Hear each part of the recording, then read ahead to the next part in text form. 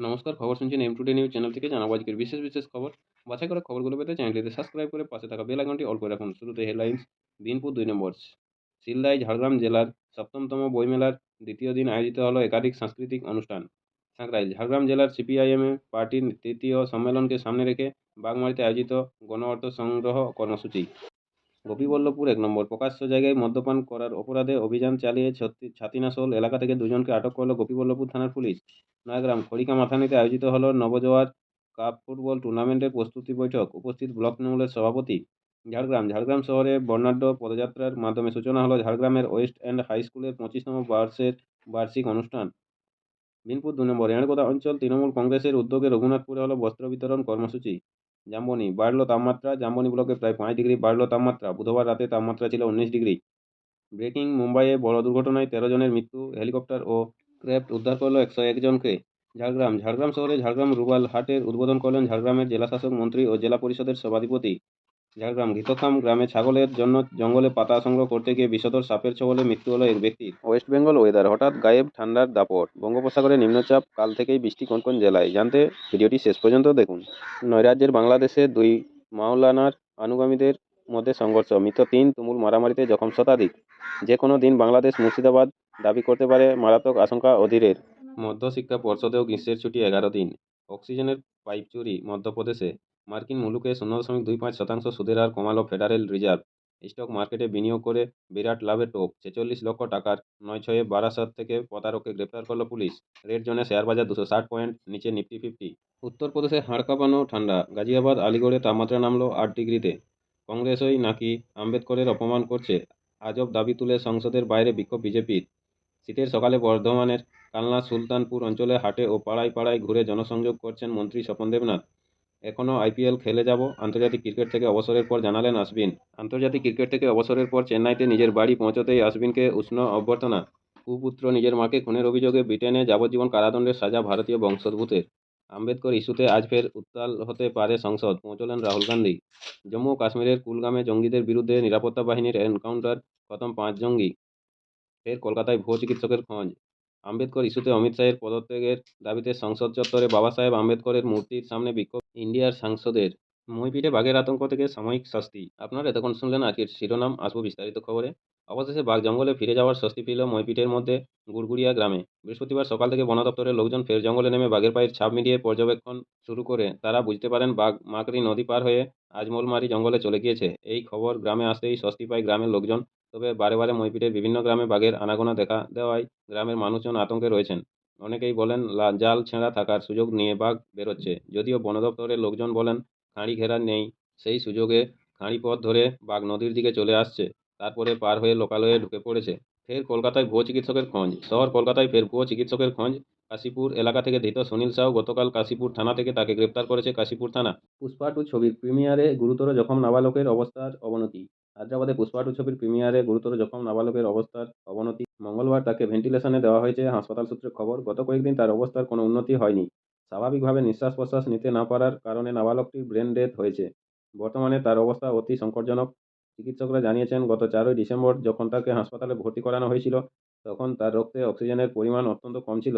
তখনই তাকে oxygen support দেওয়া হয়। গত ১০ই ডিসেম্বর ওই অক্সিজেন সাপোর্ট খোলা হলো। ফের তার সমস্যা বৃদ্ধি পায়। ফলে আবার তাকে অক্সিজেন সাপোর্টে রাখা হয়। অভিযুক্ত কাউন্সিলরের খোঁজে চিলাপাতার বিশালবহুল রিসর্টে হানা দিল পুলিশ। বিধাননগর পুরসভার ৯ নম্বর ওয়ার্ডের কাউন্সিলর সমরেশ চক্রবর্তীর খোঁজে আজ বুধবার চিলাপাতার একটি বিলাসবহুল রিসর্টে হানা দিল বিধাননগর কমিশনারেটের পুলিশ। যদিও বিধাননগর থানার ৩ সদস্যের পুলিশের ওই দলটি সমরেশবাবুর খোঁজ পায়নি। এক প্রমোটারের কাছে তোলা আদায়ের চেষ্টার অভিযোগ রয়েছে সমরেশবাবুর বিরুদ্ধে। তার জন্যই বিধাননগর কমিশনারেটের পুলিশের দলটি সমরেশবাবুর খোঁজে এদিন চিলাপাতায় তার রিসর্টে হানা দেয়। এদিকে চিলাপাতায় সমরেশবাবুর রিসর্টটি আদিবাসীদের জমি দখল করে গড়ে উঠেছে বলেও অভিযোগ উঠেছে। তপন চিকবরাইক নামে এক ব্যক্তি এই অভিযোগ করেছেন। সস্তা দরে জমি কিনে তাকে ঠকানো হয়েছে বলেও তপনবাবুর অভিযোগ। মেমারিতে ৪৭ কেজি গাঁজা উদ্ধার, গ্রেপ্তার এক মহিলা। মেমারি এলাকায় চকদিঘি কিস্টিপাড়ায় একটি বাড়িতে অভিযান চালালো পূর্ব বর্ধমান জেলার পুলিশ। উদ্ধার হলো প্রায় ৪৭ কেজি গাঁজা। পাশাপাশি বাড়িটি থেকে ৪১ লক্ষ টাকাও বাজেয়াপ্ত করা হয়েছে। ঘটনায় জড়িত এক মহিলাকেও গ্রেপ্তার করা হয়েছে। নাবালিকাকে ধর্ষণ, দোষীকে যাবজ্জীবনের সাজা শোনাল জলপাইগুড়ির আদালত। ধর্ষণের মামলায় অভিযুক্তকে যাবজ্জীবন কারাদণ্ডের নির্দেশ দিল আদালত। ২০২১ সালের ২৯শে সেপ্টেম্বর ভারতীয় দণ্ডবিধি ৪৪৮ পার 376 বা 506 এবং পক্সো আইনের 6 নম্বর ধারায় অধীনে নথিভুক্ত একটি গুরুত্বপূর্ণ মামলায় আজ বিশেষ এই আদালত রায়দান করেছে। জানা গেছে ধুপগুড়ি মাগুরমারি এলাকায় এক ব্যক্তি অভিযোগ দায়ের করেন। জানান অভিযুক্ত রমজান আলী তার বাড়িতে প্রবেশ করে তার নাবালিকা মেয়ের সঙ্গে অভব্য আচরণ করে, এমনকি তার মেয়েকে জোর করে ধর্ষণও করে বলে অভিযোগ। এরপর অভিযুক্ত অকুস্থল থেকে পালিয়ে যায়। তদন্তকারী অফিসার শশধর রায় সিংহ অভিযুক্তকে গ্রেপ্তার করেন। নির্ধারিত সময়ে তদন্ত সম্পন্ন করে অভিযুক্তের বিরুদ্ধে চার্জশিটও দাখিল করেন। এরপর দীর্ঘ শুনানি শেষে বুধবার জলপাইগুড়ি বিশেষ পক্সো আদালত অভিযুক্তকে দোষী সাব্যস্ত করে যাবজ্জীবন কারাদণ্ডের সাজা দিয়েছে। সুন্দরবনের মইপিঠে ফের বাঘের আতঙ্ক, রাস্তায় বাইক রেখেই চম্পট দিল আরোহী। ফের বাঘের আতঙ্ক সুন্দরবনের মইপিঠে, বাঘ দেখে রাস্তাতেই বাইক ফেলে পালালো আরোহী। মইপিঠের ভুবনেশ্বরী গ্রাম পঞ্চায়েতের গুড়গুড়িয়া এলাকায় এই দুই বাইক আরোহী বুধবার সন্ধ্যাবেলা জঙ্গলের পাশে রাস্তা দিয়ে যাচ্ছিলেন। সেই সময় তারা বাঘ দেখতে পান। আতঙ্কের জেরে তারা বাইক রাস্তাতেই ফেলে পালায় বলে জানা গিয়েছে। এরপর কোনো রকমে গ্রামের ভিতরে ঢুকে চিৎকার করতে থাকে। গ্রামের লোকজনরা লাঠি টর্চ নিয়ে এলাকায় জড়ো হয়। খবর দেওয়া হয় বন দপ্তরেও। ইতুড়ি বিটের বনকর্মীরা ঘটনাস্থলে আসেন। জানা গিয়েছে মাকড়ি নদী পার হয়ে একটি বাঘ কোনোভাবে লোকালয়ে চলে এসেছিল। এই ঘটনার জেরে গোটা গ্রামে আতঙ্ক দেখা দিয়েছে। কার্যত ঘরবন্দি এলাকার মানুষজন। স্থানীয়দের একাংশের দাবি, এলাকায় বাঘের পায়ের ছাপ দেখা গিয়েছে। বাঘ যাতে গ্রামের দিকে না আসে তার জন্য আগুন জ্বালিয়ে রাতে পাহারা দিচ্ছেন গ্রামের লোকজন। সঙ্গে রয়েছেন বন দপ্তরের কর্মীরাও। জঙ্গল সংলগ্ন রাস্তায় টায়ার জ্বালানো হয়েছে। পাশাপাশি বাঘকে জঙ্গলে ফেরাতে বাজিও ফাটাচ্ছেন বন দপ্তরের কর্মীরা। মধ্যশিক্ষা পর্ষদেও গ্রীষ্মের ছুটি 11 দিন। প্রাথমিক শিক্ষা পর্ষদের পরে এবার নতুন বছরের ছুটির তালিকা প্রকাশ করল মধ্যশিক্ষা পর্ষদও। যদিও গত বছরের তুলনায় তাতে ফারাক কিছু নেই। পুজোর ছুটি 25 দিনের আর গরমের ছুটি দেওয়া হয়েছে 11 দিন। যদিও প্রাথমিক শিক্ষা পর্ষদের মতো গরমের ছুটি কমানোর মধ্যশিক্ষা পর্ষদেরও সমালোচনা হচ্ছে। শিক্ষক প্রধান শিক্ষক মহলে গ্রীষ্মপ্রধান দেশে কেন গরমের ছুটি কমানো হবে, সেই প্রশ্ন তুলে সোচ্চার হয়েছেন তারা। পশ্চিমবঙ্গ প্রধান শিক্ষক সমিতির তরফে সভাপতি কৃষ্ণাংশু মিশ্র বলেন, এতে সিলেবাস শেষ করা চ্যালেঞ্জ হয়ে দাঁড়াবে।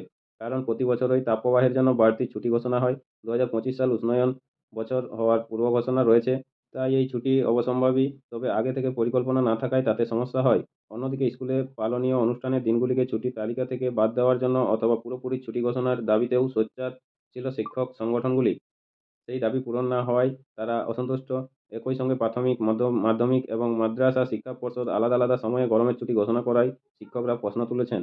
আপনাদের সকলকে বলা হচ্ছে, যারা নিয়মিত গুরুত্বপূর্ণ খবরগুলো শুনতে চান আমাদের চ্যানেলটি সাবস্ক্রাইব করে রাখুন। ফিরে আসবো খবরে। অক্সিজেনের পাইপ চুরি, অবাক কাণ্ড মধ্যপ্রদেশে। রাজগড় জেলার একটি সরকারি হাসপাতালে চুরি হয়ে গেল অক্সিজেন সরবরাহের পাইপ। যার জেরে চিকিৎসাধীন 12 সদস্য জাতকে শ্বাসকষ্টের মুখে পড়তে হয়। অক্সিজেন সরবরাহ বন্ধ হয়ে যাওয়ায় নিকুতে চিকিৎসাধীন সদ্যযাত্রা শ্বাসকষ্টের জেরে কান্না জুড়ে দেয়। নিকুর অ্যালার্ম সিস্টেম সতর্কবার্তা দেয়। তড়িঘড়ি ছুটে আসেন স্বাস্থ্যকর্মীরা। তারা অক্সিজেন সরবরাহ ফের চালু করেন। ভুটানে 22টি গ্রাম বানিয়েছে চীন। ভারত চীন বৈঠকের মধ্যে নয়া রিপোর্ট ঘিরে উদ্বেগ। ডোকালার কাছে ভুটানের ভূখণ্ডে কমপক্ষে 22টি গ্রাম ও বস্তি গড়ে তুলেছে চীন। গত 8 বছর ধরে গ্রামগুলি গড়ে উঠেছে। তারপর মধ্যে 8টি গ্রাম থেকে আবার পুরো ডোকালার উপর নজরদারি চালাতে পারবে লালফৌজি। বাকি গ্রামগুলিও চীন সেনা পোস্টের খুবই কাছে। সম্প্রতি উপগ্রহ চিত্রের মাধ্যমে এই তথ্য প্রকাশ্যে এসেছে। সংবাদ মাধ্যমে প্রকাশিত প্রতিবেদনে এমনই দাবি করা হয়েছে। যদিও এ ব্যাপারে বুধবার রাত পর্যন্ত বিদেশ মন্ত্রকের তরফে কিছু জানানো হয়নি। দেখে নেব আজকের আবহাওয়া কি আপডেট রয়েছে। দক্ষিণবঙ্গের একাধিক জেলায় আবহাওয়ার মুড সুইং। সপ্তাহান্তে বেশ কয়েকটি জেলায় হালকা বৃষ্টির সম্ভাবনা। আগামী রবিবার পর্যন্ত 2 থেকে 3 ডিগ্রি বাড়তে পারে তাপমাত্রা। আজ বৃহস্পতিবার কলকাতায় সর্বোচ্চ সর্বনিম্ন তাপমাত্রা থাকতে পারে 26.3 ডিগ্রি ও 16 ডিগ্রি সেলসিয়াস। দেখে নেব আজকের ওয়েদার আপডেট ওয়েস্ট বেঙ্গলের কি রয়েছে। হঠাৎ গায়েব ঠান্ডার দাপট, বঙ্গোপসাগরে নিম্নচাপ, কাল থেকেই বৃষ্টি কোন কোন জেলায়, জানতে শেষ পর্যন্ত দেখুন খবরটি। হঠাৎ যেন ব্রেক কষেছে ঠান্ডা। আগামী কয়েকদিন তাপমাত্রা বেশ খানিকটা বেড়ে যেতে পারে। নিম্নচাপের জেরে রাজ্যের বেশ কিছু জেলায় বৃষ্টির সম্ভাবনা রয়েছে। ওয়েস্ট বেঙ্গল ওয়েদার আপডেট 19শে ডিসেম্বর 2024। পূর্বাভাস ছিল সেই মতোই আবহাওয়ার বদলও শুরু। তাপমাত্রা বাড়তে শুরু করেছে গতকাল থেকেই। বৃহস্পতিবার সকাল থেকে দক্ষিণবঙ্গের জেলায় জেলায় আংশিক মেঘলা আকাশ। জমাটি শীতের আমেজে বেশ খানিকটা ধাক্কা। বঙ্গোপসাগরে তৈরি নতুন নিম্নচাপের জেরে ফের একবার রাজ্যে বৃষ্টির সম্ভাবনা। কবে কোন কোন জেলায় বৃষ্টি, বৃষ্টি শেষে ফের ঠান্ডার কামব্যাক কবে, এইসব নিয়েই রইল আজকের ওয়েদার আপডেট।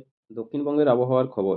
জমাটি শীতের গতিতে জোরালো ধাক্কা এসেছে। দক্ষিণবঙ্গের জেলাগুলিতে তাপমাত্রা বাড়তে শুরু করেছে। আলিপুর আবহাওয়া দপ্তর সূত্র জানা গিয়েছে, আগামী শুক্র এবং শনিবার দক্ষিণবঙ্গের প্রায় সমস্ত জেলায় হালকা থেকে মাঝারি বৃষ্টির সম্ভাবনা রয়েছে।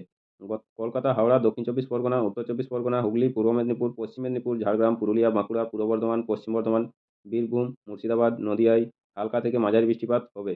সেই সঙ্গে কয়েকটি জেলায় থাকতে পারে কুয়াশার দাপট। কলকাতার ওয়েদার আপডেট। তাপমাত্রার পারদ ঊর্ধ্বমুখী শহর কলকাতাতেও বৃহস্পতিবার থেকেই কলকাতা শহরে তাপমাত্রা বাড়তে শুরু করবে। আগামী কয়েকদিনের মধ্যে কলকাতা শহরে সর্বনিম্ন তাপমাত্রা 2 থেকে 3 ডিগ্রি পর্যন্ত বেড়ে যেতে পারে বলে অনুমান করেছে আবহাওয়াবিদরা। শুক্র থেকে শনিবারে কলকাতাতেও হালকা থেকে মাঝারি বৃষ্টির সম্ভাবনা রয়েছে। দেখে নেব উত্তরবঙ্গের আবহাওয়ার খবর কী রয়েছে। বৃষ্টির পূর্বাভাস উত্তরবঙ্গের একাধিক জেলায়। আলিপুর আবহাওয়া দপ্তর সূত্রে জানা গিয়েছে শুক্র এবং শনিবার উত্তরবঙ্গেও হালকা থেকে মাঝারি বৃষ্টি হতে পারে। সেক্ষেত্রে উত্তরবঙ্গের 2 পার্বত্য জেলা দার্জিলিং এবং কালিম্পংয়ে বৃষ্টির সম্ভাবনা রয়েছে। আগামী কয়েকদিন উত্তরবঙ্গে কয়েকটি জেলায় কুয়াশার দাপট থাকবে। ঠান্ডার জমাটি কামব্যাক করবে। আপাতত হাড় কাঁপানো শীত অধরাই থাকবে, বরং তাপমাত্রা খানিকটা বাড়বে।